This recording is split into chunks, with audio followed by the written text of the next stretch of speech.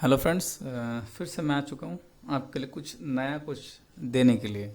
तो आज हम बात करेंगे एमटीके और कॉलकॉम दोनों के डेट सेक्शन में क्या कॉमन चीज़ें हैं। डेट सेक्शन का जो बूट सीक्वेंस है उसमें हम कैसे पता लगाएं कि हमारे पावर सेक्शन में प्रॉब्लम है या फिर हमारा डेट एमएमसी या सीपीयू में प्रॉब्लम है। तो मैं यहाँ पे लिख देता हूँ एमटीके एंड कॉलकॉम। ठीक है, एमटीके एंड कॉलकॉम डेट सेक्शन इस तरह से कर देता हूँ और यहाँ पर मैं एक अंडरलाइन कर दूंगा। अगर यहाँ पे लिखूँ मैं इधर थोड़ा सा इधर कर देता हूँ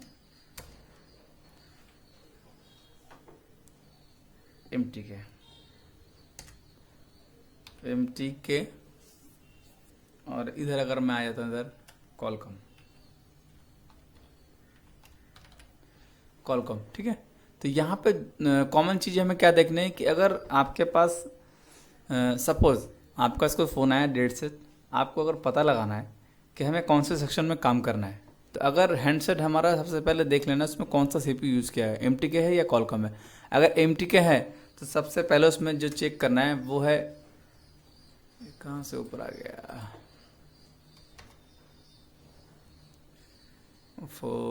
तो इस तरह से अगर एमटीके है तो आपको यहाँ पे चेक करना पड़ता है रिसेट बी, इस तरह से चेक करना पड़ता है जो कि पीएम का ट्रिगर होता है। मैं आपको दिखा देता हूँ अभी। अगर ये देखिए मैंने एक एमटीके का डायग्राम खोला है और एक कॉलकॉम का, तो यहाँ पे अगर मैं सर्च करता हूँ रिसेट अंडरस्कोर बी, जब जैसे ही यहाँ पे सर्च करूँगा तो ये हमें लेके जाएगा हमारे टेस्ट पॉइंट पे, जो कि हमारे पावर आईसी का टेस्ट पॉइंट है। ठीक है, इसमें नाम लगता है कुछ अलग लिखा हुआ, तो मैं दोबारा से रिसेट खाली लिखता हूँ रिसेट। तो यहाँ पे आप देखिए यहाँ पे आ गया रिसेट बी आ चुका है, जिसमें यहाँ पे अंडरस्कोर नहीं दिया हुआ था। तो ये हमारा रिसेट बी है। सिस्टम रिसेट बी एक ही लाइन है। अगर यहाँ पे 1.8 वोल्टेज हमें मिल जाता है, ठीक है, मैं थोड़ा लिख लेता हूँ, इसको काट देता हूँ मैं फिलहाल। तो यहाँ पे रिसेट बी, यहाँ पे हमारा मिलेगा 1.8 वोल्टेज।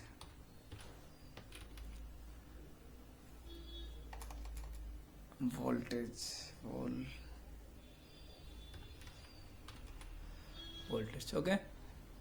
अगर आपको 1.8 वोल्टेज मिलता है रिसेट में, इसका मतलब हमारा पीएम ओके है। देखिए एकदम शॉर्टकट है, मैं पूरा फुल जो बूट सीक्वेंस आपको मैंने दिया हुआ है इसमें ऑलरेडी।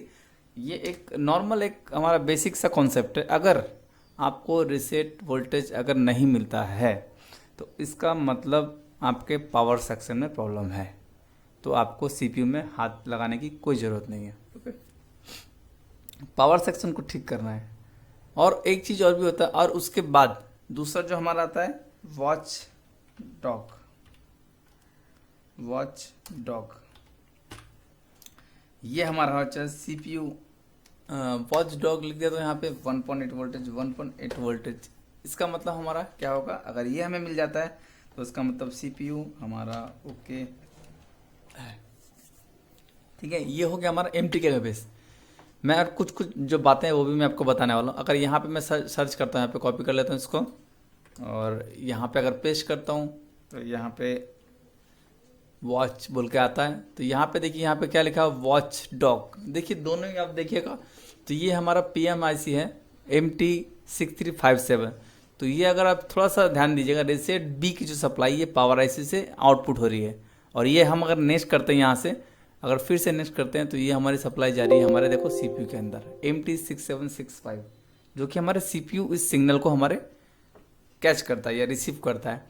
और देखिए यहाँ पे इसको चेक करने के लिए यहाँ पे बाकायदा यहाँ पे एक टेस्ट पॉइंट भी बनाओ TP37। यहाँ पर अगर टेस्ट पॉइंट पे अगर आप चेक करते हैं तो वहाँ पे आपको 1.8 वोल्टेज मिलनी चाहिए, और ये वोल्टेज आपको स्टेबल वोल्टेज मिलनी चाहिए। अगर आपका सीपीयू लगाया है और वह ठीक है तो यहाँ पे स्टेबल वोल्टेज मिलनी चाहिए। ओके, तो उस कंडीशन में हम पावर सेक्शन को ठीक मान सकते हैं। ओके, अगर सीपीयू यहाँ पे खराब होता है तो यहाँ पे सप्लाई क्या होगी, वेरिएशन होती है। अगर इस कंडीशन में थोड़ा सा लिख देता हूँ मैं, अगर रिसेट में वेरिएशन होता है बहुत सा जो केस आते हैं मैंने चेक किया उसमें, रिसेट सप्लाई वेरिएशन। देखिए इसका मतलब क्या है, मैं यहाँ पे पॉइंट कुछ लिख देता हूँ, ठीक है। रिसेट सप्लाई अगर वेरिएशन होती है, या देखिए दोनों केस में है, reset supply, RISAT and watchdog, ये दोनों सप्लाई में अगर वेरिएशन आता है, वेरिएशन का मतलब आपका अप डाउन होता है, सीपीयू लगा हुआ है ठीक से रिवॉल्व कर दिया है आपने, ठीक है, तो इस कंडीशन रिसेट एंड वॉचडॉग की जो सप्लाई है वो अगर वेरिएशन होती है, ध्यान दीजिएगा, ठीक है। तो इसमें क्या है, अगर सप्लाई वेरिएशन होती है तो वहाँ पे आपको क्या करना है, फर्स्ट पहला जो पॉइंट आता है सीपीयू रिक्वायरमेंट,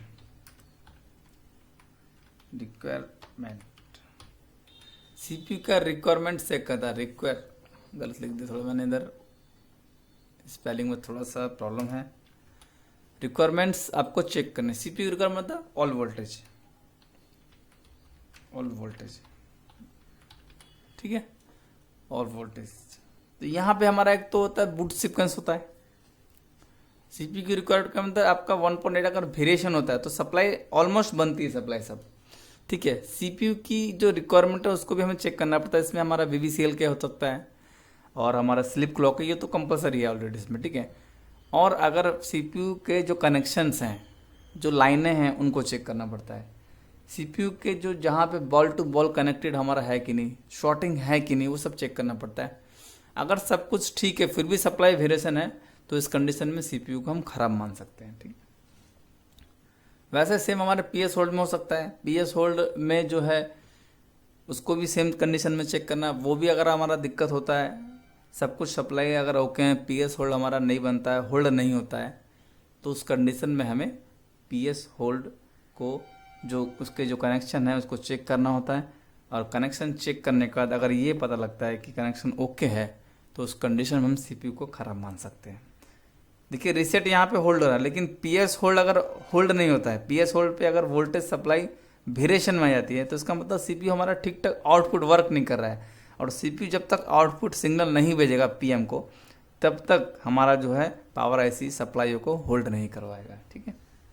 तो इस कंडीशन में कभी कभी ऐसे भी होता है कि बैटरी लगा के, जैसे एमटीके में क्या होता है सप्लाई वेरिएशन करती है बिना बैटरी के, और कॉलकॉम में ये सप्लाई होल्ड हो जाती है। और अगर कभी कभी देखा गया इसमें कि बैटरी लगाने से सप्लाई सब होल्ड हो जाती है और चार्जर से होल्ड नहीं होती, तो वो भी एक रीज़न है, उसमें आपको चेक कर लेना है, क्रॉस वेरिफिकेशन कर लेना है, ठीक है। अब देखिए कंडीशन क्या है इसमें, अगर आप कॉलकॉम में देखिएगा, कॉलकॉम में क्या होता है, कॉलकॉम में क्या आता है, जैसे कॉलकॉम मैंने डायग्राम खोला है तो यहाँ पे होता है हमारा पॉन रिसेट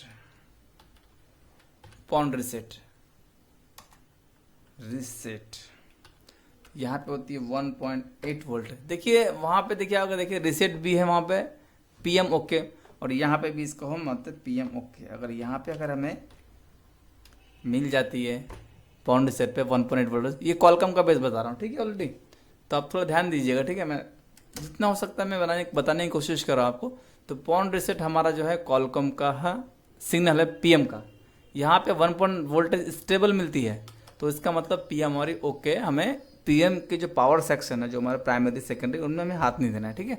इससे हम डिफाइन कर सकते हैं कि हमें कहाँ पे काम करना है। तो यहाँ पे मैंने कॉलकॉम का सीपीयू मैंने ओपन किया और डायग्राम ओपन किया है, तो यहाँ पे मैं लिख देता हूँ पॉन, लिख देता हूँ खाली।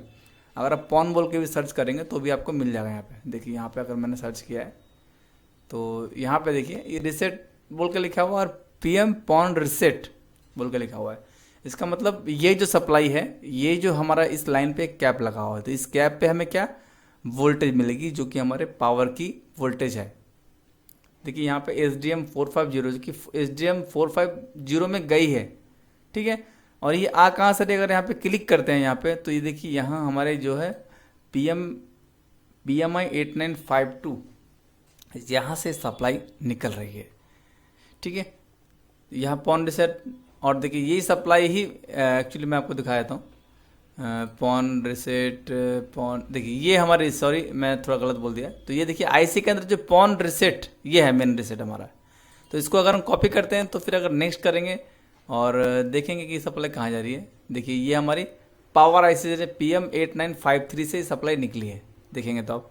और फिर जब ये सप्लाई हमारे CPU के पास जाती है तो CPU फिर अपना सिग्नल भेजता है। ये जब ओके हो जाता है पावर सेक्शन तो ये एक ट्रिगर भेजता है CPU के पास कि मैं अभी ओके हूँ, और ये सिग्नल को कैच करता है हमारा CPU। और CPU को जब हमारे सब सिग्नल पता चलते हैं कि ये हमारी सप्लाई ओके बता रही है, तो उसके बाद वो हमारी सप्लाई को होल्ड करने के लिए एक सिग्नल भेजता है MSMPS होल्ड, जिसके थ्रू हमारी सप्लाई सब होल्ड होती है और हमारा सर्किट चालू हो जाता है। और इनका जो कम्युनिकेशन है वो हमारा इन इंटरफेस के जरिए होता है। SPMI क्लॉक डाटा, SPM जो क्लॉक डाटा का इंटरफेस है, जो कम्युनिकेशन है, इनके थ्रू हमारे पावर आईसी से कम्युनिकेशन करता है CPU। तो ये चीज़ों को चेक करना बहुत ज़्यादा ज़रूरी है, ठीक है। देखिए यहाँ PS होल्ड मिल गया, पॉन रीसेट, तो हम लिख लेंगे यहाँ पे इसका जो हमारा CPU का जो सिग्नल होगा PS होल्ड। देखिए अगर आपके पास कोई भी डायग्राम नहीं है, कुछ भी नहीं है आपके पास, मतलब आपके पास नॉर्मली अगर आपके पास कोई बूट सीक्वेंस डायग्राम नहीं, डायग्राम होना तो जरूरी नहीं, तब पता कैसे करेंगे कि ये हमारा पॉन रीसेट कहाँ पर है, इस चीज़ों को चेक करना है।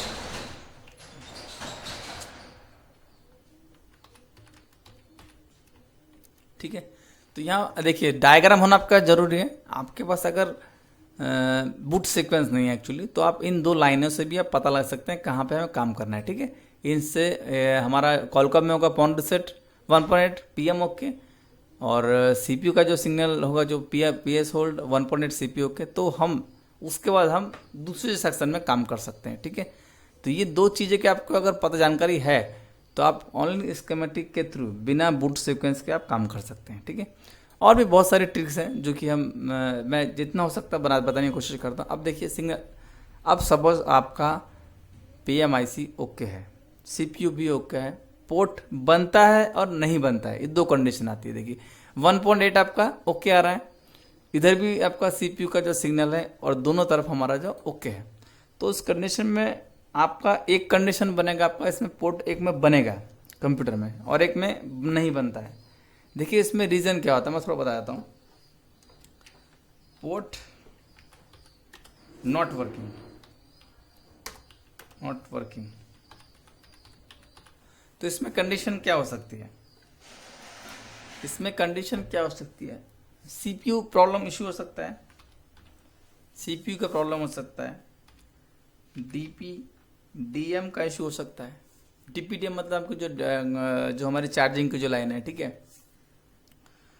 और CPU की जो सप्लाई है, जैसे CPU में जैसे बेसबैंड क्लॉक अगर मिसिंग होता है, क्लॉक मिसिंग लिख देता हूँ, क्लॉक इशू ETC। तो नॉर्मली मैं 2-3 चीज़ें बता रहा हूँ इसमें। तो इसमें क्या हो सकता है, CPU, DPDM, clock issue, ETC, port नहीं बनने का रीज़न। तो उस कंडीशन में क्या करना है आपको, CPU को रिवॉल्व करना हो सकता है, या फिर हमारे EMMC को निकाल के हमें पोर्ट चेक करना होगा तो ऑटो पोर्ट बनता है कि नहीं। अगर पोर्ट वर्किंग होता है, port working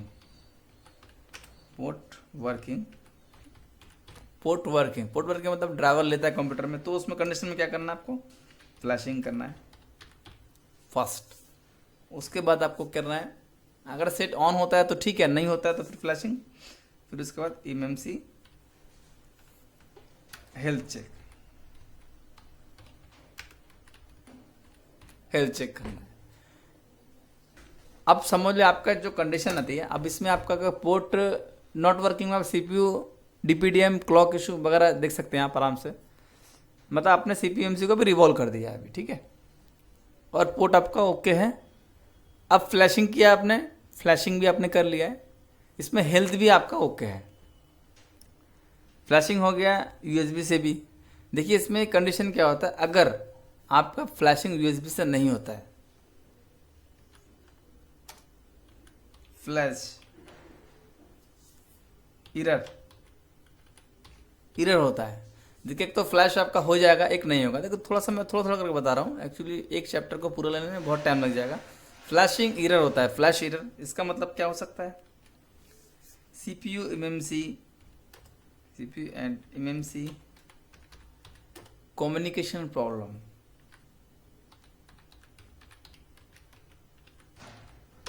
issue, communication issue हो सकता है इसमें, ठीक है। कम्युनिकेशन इशू मतलब आप इसे ये समझ लीजिए कि मतलब उनकी जो लाइनें हैं उनमें प्रॉब्लम हो सकती है। सीपीयू एंड एमएमसी की कम्युनिकेशन मतलब उनकी जो डेटा क्लॉक की जो लाइनें हैं, जो डेटा जो ट्रांसफ़र होता है, जो डेटा का जो कम्युनिकेशन होता है सीपीयू का देने का, वो उसमें प्रॉब्लम हो सकती है। उस कंडीशन में आप रिवॉल्व कर सकते हैं सीपीयू, रिवॉल्व एमएमसी सीपीयू, ठीक है, इस तरह से कर सकते हैं। और उसके बाद आपको क्या करना है, अगर आपका फिर भी अगर आपने दोनों ही रिवॉल्व कर दिया है फिर भी नहीं होता, तो उसमें क्या आपको जीआर चेक करना पड़ता है, एएमसी सीपीयू, ठीक है। Last AMC CPU GR check, GR बोल सकते हैं कूल टेस्टिंग।